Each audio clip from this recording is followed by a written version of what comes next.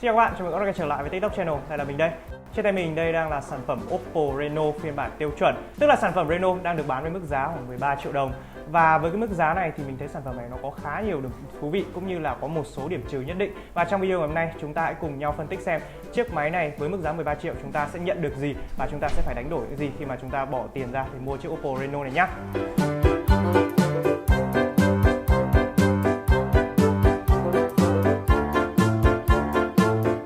Cái điểm đầu tiên mình muốn khen chiếc Oppo Reno này đến chính là phần thiết kế. Các bạn thấy đây là một sản phẩm có một cái thiết kế khá là cách tân, thiết kế rất là đẹp, độc và lạ. Mặt lưng này thì được làm bằng kính, tuy nhiên là Oppo đã gia công mặt lưng này là nhám, cho nên là chúng ta hoàn toàn có thể yên tâm trong quá trình sử dụng. Những bạn nào mà hay ra mồ hôi và dấu vân tay thì các bạn hoàn toàn có thể yên tâm rằng cái sản phẩm này nó sẽ ít để lại dấu vết hơn. Cho nên cái sản phẩm này mặt lưng nhìn nó sẽ sạch sẽ hơn. Oppo cũng rất là chăm chút đến người tiêu dùng cũng như là để ý đến thói quen của người sử dụng. Khi mà cái cụm camera này mình đánh giá rất là cao, nó không lồi một chút nào luôn các bạn ạ. Nhưng Oppo vẫn làm cho chúng ta một cái gờ nhỏ ở đây để khi các bạn đặt máy xuống mặt bàn thì cụm camera này nó sẽ không tiếp xúc với mặt bàn. Nhờ đó thì cụm camera chúng ta sẽ không lo bị xước trong quá trình sử dụng. Máy thì được trang bị đầy đủ cổng kết nối cả jack cắm tai nghe 3.5mm nữa. Đây là một điểm cộng rất là lớn khi mà ở trong phân khúc giá tầm 13 triệu đổ lên ấy, thì hầu hết các hãng đều đã loại bỏ cổng tai nghe 3.5mm rồi. Vẫn là về phần thiết kế thì chúng ta sẽ có thể thấy rằng Oppo Reno được Oppo thiết kế các cụm phím tăng giảm âm lượng và phím nguồn đây, tức là các phím chức năng nó rất là hợp lý. Độ cao vừa phải, mình hoàn toàn không cần phải với tay để sử dụng phím nguồn hay là phím tăng giảm âm lượng. Do đó với những người có bàn tay tương tự như mình hoặc là những người có bàn tay nhỏ hơn thì vẫn hoàn toàn có thể sử dụng chiếc Oppo Reno này một cách thoải mái mà không cần lo phải cấn hoặc là khó chịu. Rồi với 13 triệu thì ở mặt trước chúng ta sẽ có gì? Chúng ta sẽ có một màn hình với kích thước rất là lớn đến 6,4 inch, cùng với đó là độ phân giải Full HD Plus. Nhưng mà cái điểm mình thích thú cũng như là điểm cộng mà mình cho sản phẩm này đó chính là ở cái tấm nền. Khi mà máy được trang bị tấm nền AMOLED và nhờ cái tấm nền này cho nên là chúng ta sẽ có một màu đen sâu hơn. Đặc biệt là với các gam màu nóng thì sẽ được đẩy lên cho nên là nhìn rất là rực mắt. Cá nhân mình là một người thích những màu sắc rực rỡ cho nên là mình thấy cái màn hình này hoàn toàn khiến mình hài lòng. Kèm với đó là nhờ tấm nền AMOLED dẫn đến việc là viền màn hình nó rất là mỏng. Các bạn có thể thấy là viền hai bên hầu như là các bạn có thể coi là không có viền màn hình, còn viền trên mỏng và viền dưới cũng đã được cải thiện đi rất là nhiều so với những cái thế hệ Oppo trước đây. Ngoài ra nhờ tấm nền AMOLED cho nên là Oppo đã có thể thêm cảm biến vân tay ở dưới màn hình.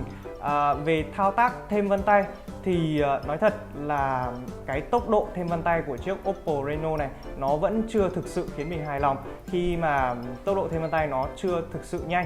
Đây, các bạn thấy mình có thể thêm vân tay luôn cho các bạn. Thì tất nhiên là cảm biến vân tay dưới màn hình nó sẽ không thể nào mà đạt tốc độ ghi vân tay nhanh như cảm biến vân tay một chạm được. Nhưng mà với một số sản phẩm đang được trang bị cảm biến vân tay dưới màn hình thì mình thấy chiếc Oppo Reno này thêm cảm biến vân tay nó hơi chậm. Và mình cảm giác rằng tốc độ mở khóa nó cũng tương đương với những cái cảm biến vân tay một chạm trên những mẫu smartphone khác đang có mặt trên thị trường. Và đây là một điểm cải tiến rất là lớn khi mà các bạn còn nhớ chiếc Oppo R17 Pro cũng được trang bị cảm biến vân tay trong màn hình, nhưng tốc độ mở khóa thì không được nhanh bằng Oppo Reno. Nói về phần thiết kế không thì cũng chưa đủ, chúng ta sẽ nói về phần cấu hình. Chiếc máy được trang bị mức RAM tối thiểu là 6GB, ngoài ra các bạn có thể lựa chọn một phiên bản nữa là 8GB. Chúng ta sẽ có bộ nhớ trong là 256GB, đây là phiên bản nó có trên tay mình đây là 6GB RAM và 256GB. Và với cái dung lượng bộ nhớ trong lớn như vậy thì mình hoàn toàn có thể lưu trữ game, ứng dụng cũng như là ảnh và video chất lượng cao mà không lo bị hết dung lượng. Ngoài ra thì cái giao diện ColorOS của Oppo thì nó cũng rất là đơn giản, trực quan. Mọi icon thì đều được bày trên màn hình và các icon thì được bo cong rất là mềm mại, cho nên là mình cảm giác là đây là một giao diện tuy nó chưa được tinh tế bằng những cái sản phẩm Samsung Galaxy, nhưng mà đây là một giao diện rất là nhẹ, rất là trực quan. Tức tốc độ khởi động ứng dụng nó rất là nhanh và độ phản hồi thì gần như là ngay lập tức. Ngoài ra cái giao diện ColorOS 6 này của Oppo cũng có một số tính năng rất là thú vị, ví dụ như chúng ta có thể vuốt từ cạnh sang để truy cập các phím tắt nhanh này. Chúng ta có thể vuốt 3 ngón tay để chụp ảnh màn hình, cũng như là vuốt 3 ngón tay vào trong để khởi động camera. Đây là một số tính năng khá thú vị mà các bạn không thể tìm thấy trên những sản phẩm khác.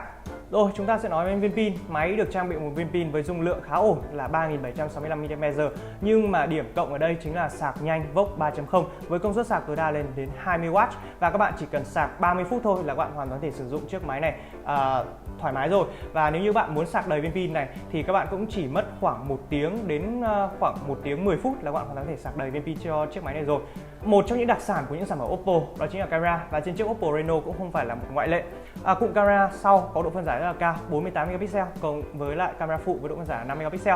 Khẩu độ camera chính rất là lớn, lên đến f/1.7, và nhờ cụm camera này thì ảnh có kích thước lớn hơn, sắc nét hơn, cũng như là thu được nhiều ánh sáng hơn ở các chế độ chụp ảnh khó khăn như là thiếu sáng hoặc là ánh sáng trong nhà. Camera trước thì được thiết kế rất là đẹp với cụm camera. Năm nay Oppo không làm camera thỏ thụp dạng module đơn thuần nữa mà đã sử dụng một cụm camera có một cái thiết kế mới gọi là vây cá mập. Đấy các bạn có thể thấy nó sẽ là một cái đường chéo lên như này, và cái cụm camera này nó mình cảm giác như đây là một cụm camera chất lừ về thiết kế cũng như là rất đẹp về trải nghiệm.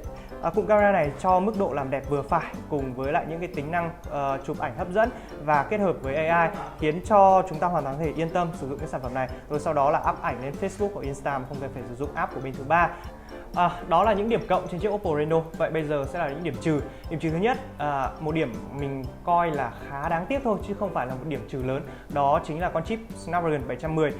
Với phân khúc 13 triệu đồng thì mình cảm giác con chip Snapdragon 710 nó vẫn chưa thực sự xứng đáng. Mặc dù hiệu năng của nó vẫn rất là cao, điểm GPU của nó cũng rất là cao, tuy nhiên là về CPU thì nó sẽ thua thiệt hơn một chút so với con chip Snapdragon 675. Và với phân khúc giá 13 triệu đồng thì mình nghĩ Oppo nên trang bị cho nó con chip Snapdragon 730 sẽ xứng đáng hơn.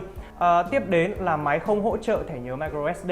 Nói thật là bộ nhớ trong 256GB với mình thì đã dư sức rồi, nhưng với một số bạn mà có nhu cầu lưu trữ lớn hơn thì các bạn sẽ phải cân nhắc sử dụng cái sản phẩm này, bởi vì chúng ta sẽ không thể nào mở rộng dung lượng lưu trữ thông qua thẻ nhớ microSD được.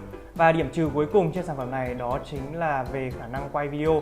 Mặc dù quay video ở độ phân giải 4K rất là sắc nét, rất là đẹp, tuy nhiên khả năng chống rung của máy chưa được tốt, cho nên là nếu như các bạn nào mà run tay hoặc là không thể cầm chắc tay khi quay video được thì các bạn nên sắm những sản phẩm gimbal để các bạn có thể tận dụng được hết sức mạnh của camera 48 megapixel này, cũng như là khả năng quay camera 4K trên sản phẩm Oppo Reno.